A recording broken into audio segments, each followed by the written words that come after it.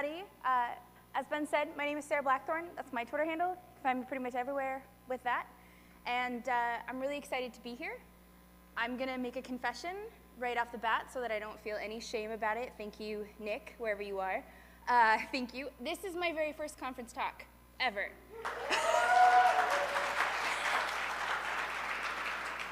And I'm going to give you a couple of disclaimers. I'm nervous, so I might stumble.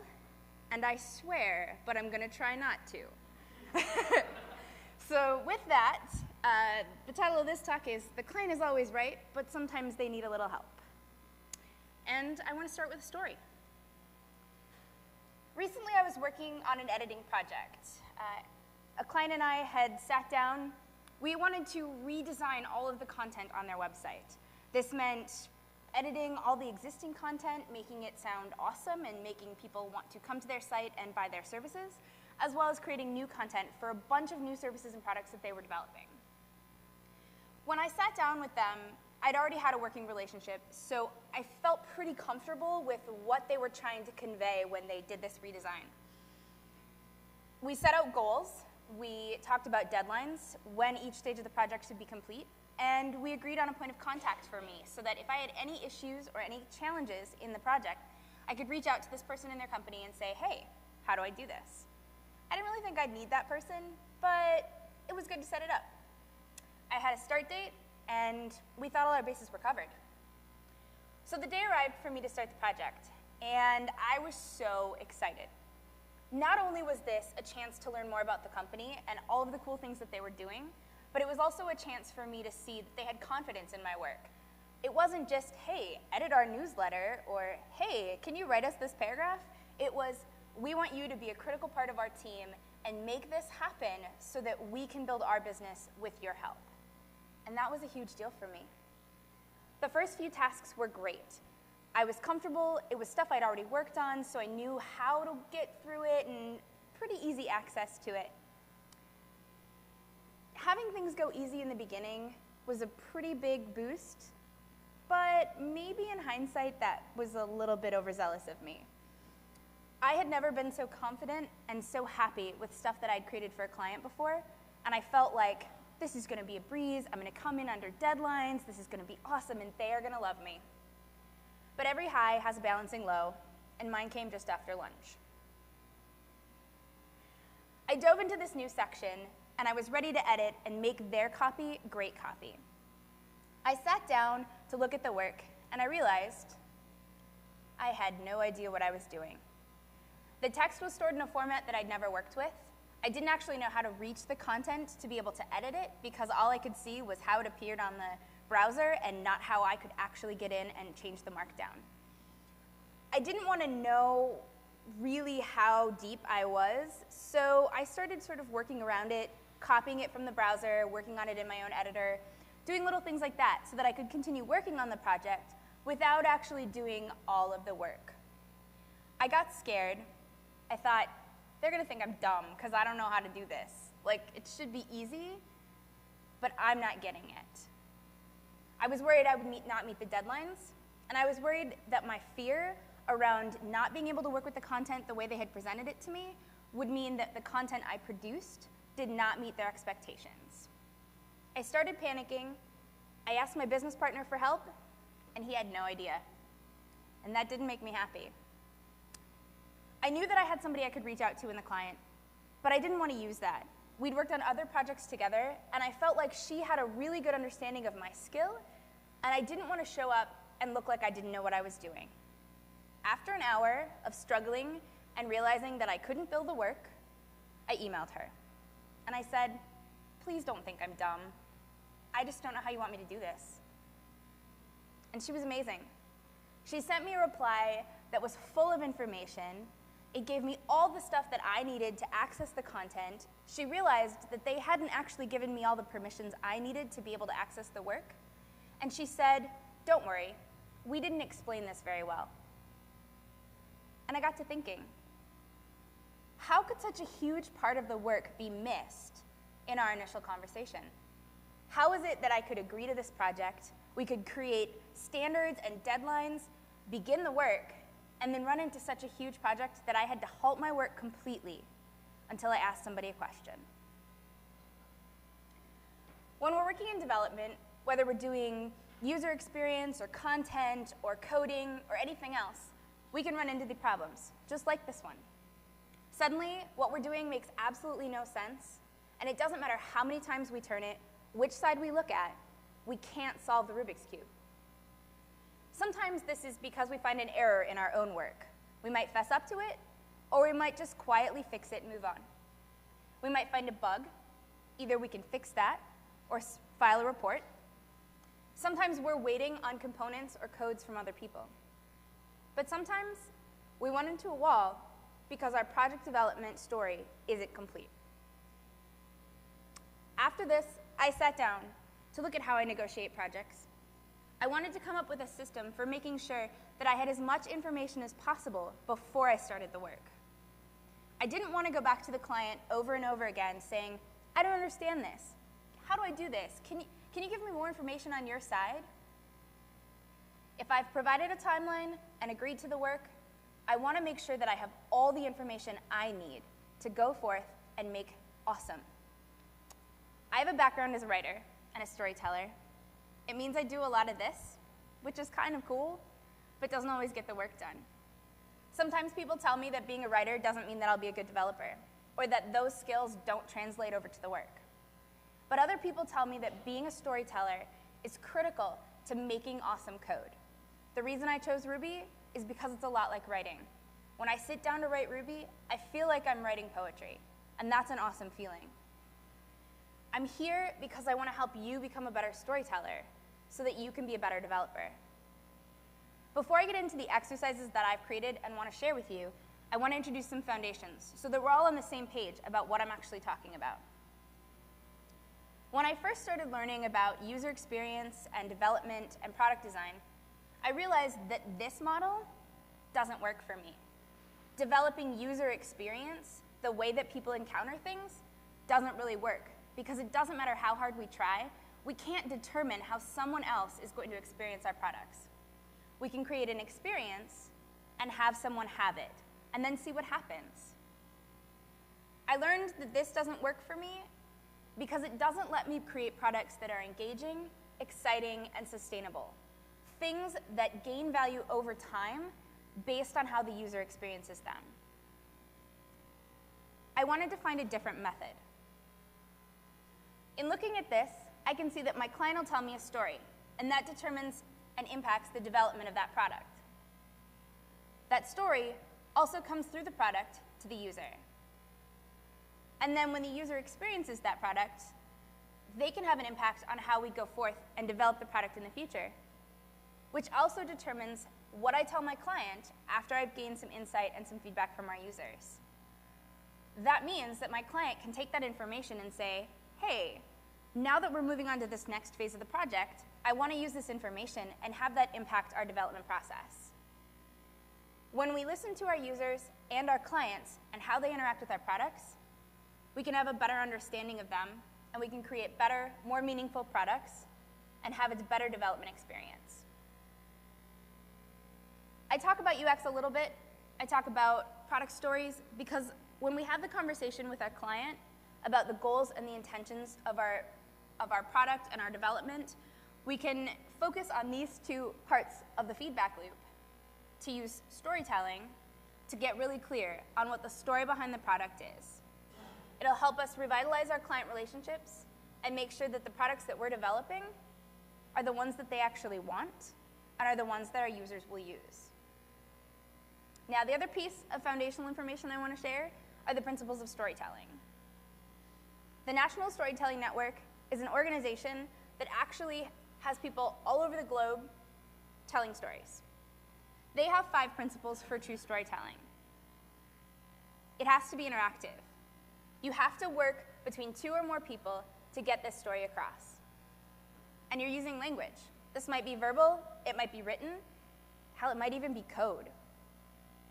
You're also using actions, whether it's interacting with a product, vocalizing things, using movement or gestures. Somehow, these 3 things are coming together to get a story from one person to another. And this might be a tale, it might be a retelling, It might be a fable or a parable, or it might just be something that your client feels is so important that they need to get it out into the world. And the last aspect of storytelling is that it encourages an active imagination. Now, this can be with our clients, it can be with our users, but it can also be on our development teams. When I looked at these principles and I thought about my experience with my client, I saw that I could do better to understand and get crystal clear on what it is that they wanted me to do. Now, I'm not trying to tell my client's story for them. I want to encourage them and support them to tell the story to me in ways that I can then turn around, use in my product development, and bring out into the world. Having this experience, doing my reflection, helped me create these exercises, and I'm really excited to be able to share them with you. I got to the main point, and that's a cat. I'm going to share these with you to use when you're communicating with your clients. Now, this might happen in the early stages of your development. It might happen in the middle. It might happen as part of your retrospective. I want you to take these and make changes to them. Don't just take what I'm saying and use them rote, because that may or may not work for you. The way that I'm presenting them to you here now is not how they started, and I've changed them because I learned what works and what doesn't with different clients and different products. The first exercise is called why, who, how, what, when, and where. Now, if you've ever written an article or a high school essay, you're probably familiar with this. The part of this that's different is the way that we're using it to get really clear about the outline for a project. It's asking these questions: why, who, how, what, when, and where. And the order is what's important. The sequence of questions is influenced by the development of the story. So we start by asking why. Why does your client want to build this project? What's the inspiration behind it? It might be a problem that they're trying to solve, a need they're trying to meet, or an action or an opportunity that they're trying to create. Until we understand the why behind the what, we can't guarantee that we're on the same page. And we can probably expect that there will be problems in the future trying to understand why our clients are developing this project in the first place. After the why comes the who. Who is the intended user or the audience for the product? Some people might use user stories or personas. They might do usability studies to try and figure this out. They can be useful, but asking your client directly without relying on their research or their information and just saying, who do you want to use this? Who are you trying to market this to? You might not be part of the marketing team, but having an idea of that can really help you determine how you're going to develop this project. Now, the other part of this is testing, and that's more of a user research, user experience part, but it can also be important to remember that as developers, we're not our users, and we do need to pay attention to who's going to be testing it to make sure that they're understanding it, because understanding is just as much a part of the product story as the development phase. For example, it might be that your product is an app for identifying potential traffic jams, but it's designed for civil engineers, not drivers. So if I try to use it to plan a road trip, I'm going to be really, really frustrated. I'm not a civil engineer. When we know these parts, we can see who the user is, and it'll lead us to our next question, which is how.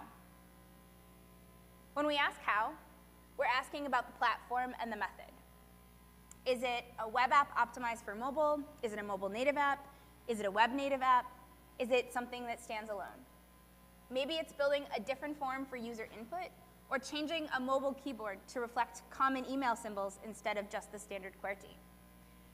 We could even go so far as to identifying an operating system or devices that our client's product are going to be used on. This is the really big step. Knowing the how is probably the most important part, because often we'll meet with our clients and they have this idea of what they want and how they want it built, and they'll try to tell us that, but if we don't go ahead and ask them these things, we might get partway through our development and realize that what they're thinking of isn't actually going to work with what we've created. We could build a product that none of our users can use, and that's really not going to be an effective use of anyone's time. I was talking to a friend recently who reminded me of the example of a voice recognition software that didn't recognize half the population because the entire development team was men, and they never tested it with women's voices. And so the voice recognition software couldn't actually recognize the timbre and the pitch of a woman's voice. So that was kind of a mistake. Maybe they should have asked how. After these, we can ask what? What are the key features? How do we keep this usable? How do we take the story that our clients have told us and make sure that our users can use it on our chosen platform, with our chosen devices, and all of that? We also have to pay attention to the functions that keep our product story in line with our core vision. When we're trying to do development, sometimes we get really excited about a new feature or an idea that we've come up with, and it may not always work based on this. So keeping our core vision is really important, because we don't want to have a feature that we can't actually deploy and we maybe spent 20 or 30 development hours on that our client might not actually want to even pay for. But this is also the place where we get really interesting with our imaginations. We can get creative, and we can facilitate interaction between our clients, our developers, and all the other members of our team. Sometimes our clients are like, hey, just send me a mock-up of this thing you think is cool. Or, in a perfect world, you're the developer, I'm sure you know best. But engaging them with this conversation shows them that we actually really care about not wasting their time and their money to develop something that isn't what they want. When we give our clients the opportunity to be heard and to be listened to, we can build a relationship of trust and open communication. Lastly, we can ask when and where. These questions aren't so much about our user or about our client, but about the product. When do we want to build certain parts? When is best time to roll out this new feature? And where in the development process do we want to test our product with our target audience to find bugs and usability issues? Where do we start asking the questions again, beginning with why? The second exercise I want to share was inspired by a challenging client encounter and an article I read by this woman, Sarah Duty. She talks about product storytellers. She's a user experience designer and a storytelling evangelist. She talks about the power of storytelling to help companies create products that solve real problems. She wrote an article in UX Magazine about the importance of product storytellers at the heart of development teams. These are the people who identify the product's value and its core interactions and facilitate collaboration between the product's various development teams. She references in this article Daniel Pink, who defines this role as the ability to place these facts in context and deliver them to all members of the team, from development to clients to users, with an emotional impact. I was recently editing a book for a client before I had done this exercise. I was about 45% of the way through a 200-page manuscript, and I realized that I had no idea the intended age of the audience. I thought, based on some of the content, that the audience was a specific group of readers. I had made my edits according to this assumption, and then I went back to my client and I said, "Who are you thinking will buy this book?" She said, "When I started writing the book, I was pitching it to Group X, but it's been 2 years and I've changed a lot.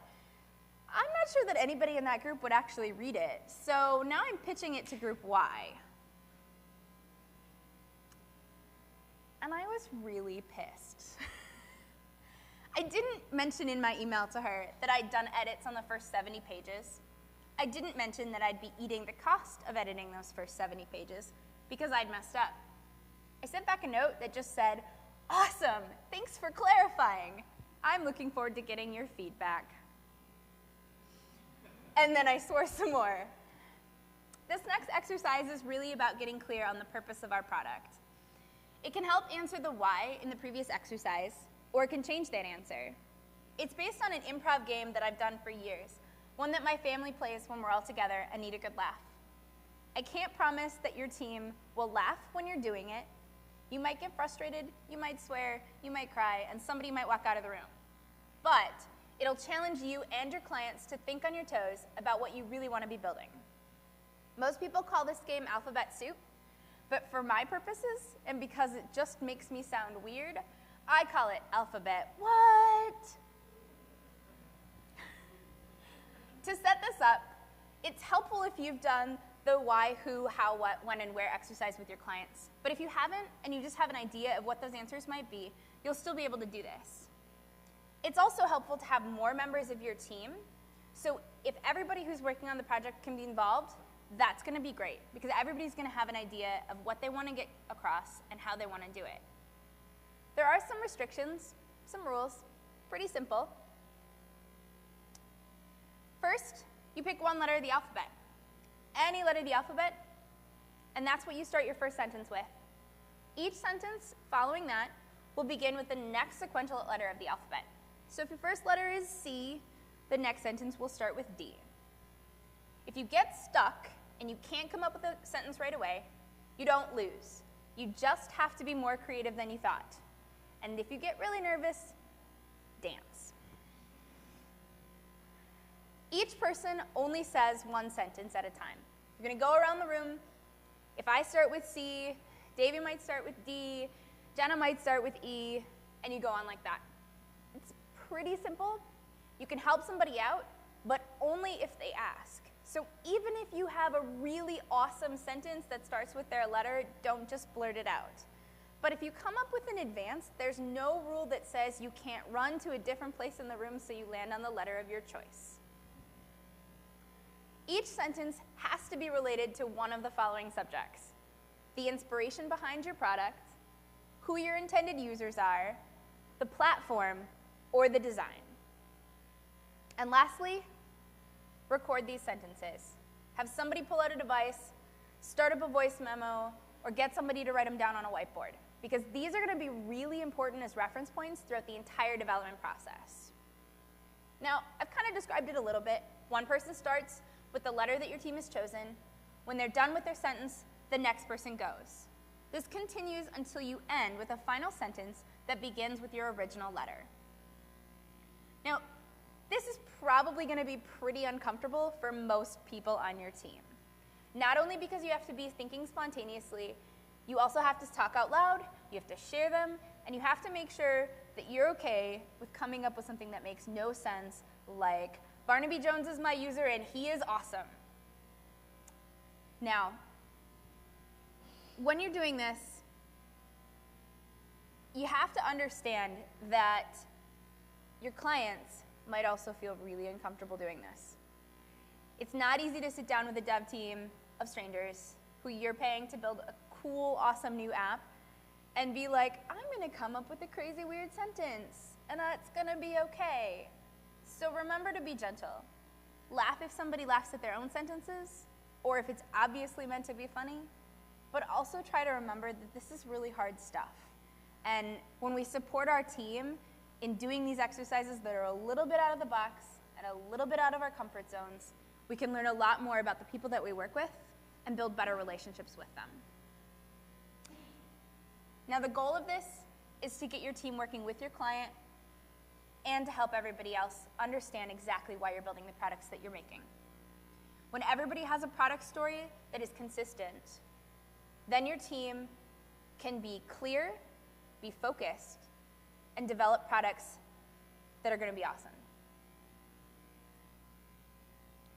Now, the last exercise that I want to share has helped me reframe and refocus my attention in projects ranging from editing books and managing video shoots and lots of things in between. It's about recognizing a lot of different ways to see the product's scope, its vision, and using different perspectives to do that. Now, sometimes when I'm doing this, when I'm teaching other people, I use hand gestures because they look cool, but they also give me a clear idea of what it is that I'm trying to focus on. I call it adjusting the periscope. Sometimes we're looking at a timeline, and it looks like a bunch of details that feel really overwhelming.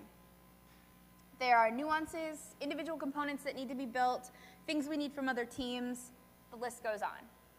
We might be at the wireframing stage, or we may have just mapped out all of the pieces that we want to be building. But even with all of these different tools at our disposal, we can still miss things. And sometimes those are really big things when we try to see the entire picture at once. At the same time, if we focus so narrowly on one aspect of the project, we might miss interactions with the rest of the product. We might make a decision about a design element in our own narrow view of the product and discover that it doesn't match anything else that we've created. We might break our app because one component was designed differently than the other, or built using a different set of libraries. Sometimes this happens because our teams are disconnected, we might be working remotely, we might be contracting things out, or we may just not be communicating very well. If we can bring our development team together to share multiple views of the overall vision, we can reduce the number of errors and create products that feel, even to our users, more cohesive and more coherent. Now, when we bring our team together to adjust the periscope, we're agreeing to talk about the big vision for our product and each of the individual pieces that we're responsible for. We work with our clients on this because they're the navigator. They hold the map that is the vision of the product, and ultimately, they determine the course of development. Now, to be fair, the client might not always know how to read the map. They may have no clue the development process or what it is that's going to get them from idea to finished product. They might be directionally challenged, and that's okay. When we work with our clients through these exercises, we start to see more of the map, and we can help them understand where they might actually be going. Here's how we do it. Our client tells us their version. This big picture, you can see everything. They've answered all the questions, they've given us the idea for their goals, and we can imagine that we're looking out over a valley. It's vast, it's expansive, and it encompasses the entire idea behind the product that we're developing. Now, we might have a client liaison. It might be somebody on our dev team or a product manager. They can bring that big field of vision down and narrow it into something that's more like looking into a periscope. We can see individual components, maybe not the specifics of them, but at least all the different pieces that need to be built. It might be recognizing the best platform, choosing a database, or choosing a framework. It's like looking out over the valley and finally seeing the river and the trees, not just the tree line. When we narrow our focus, we can understand better who on our team will work on each component and how we can use our team's strength to make this product amazing. Now, each of us, as developers and members of the team, can narrow that field of vision even further. We can zoom in, we can focus, and we can have a bird's eye view. Our UX designer might see the interface more clearly. Our pair programming team will recognize components that they can use to their advantage. When we narrow our scope of vision this far, it's kind of like looking through a pair of binoculars. You can see the tree line and the trees and the hawk that's sitting on that one oak tree in the far left corner of the valley, just above the river. Getting this close to the specific details helps us see how each piece of the story fits together and coexists. It can be really helpful to practice this exercise through the development process, both with the client and just your team. While my colleague might be looking at a hawk, I might see the salmon that it's hunting in the river below it.